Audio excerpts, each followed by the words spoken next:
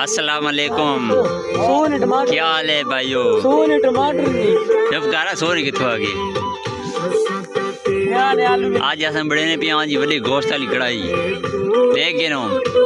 ये वसल कुतरी बैठा है वो चाचा नूरा और लकड़ी ले पिया है ते डू बैठे ले और सारे को नाक बैठा है तो कढ़ाई था। हाँ हाँ आने पिया ये ऐसा नहीं मंगवाया है। मेरे टिकटॉकर भाइयों यूट्यूबर भाइयों कहाँ खाना है जानते लगे हो। बड़े गोश्त वाली कढ़ाई तैयार थी होने वाली है। रोटियां वाले साले को ना है ये बैठे ने ईश्वर दे बैठे ने भूखे होगा घरों ने घड़ी को नहीं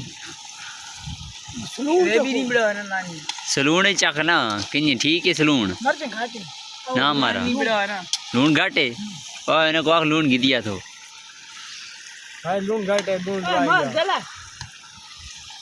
गलना पे मास मारा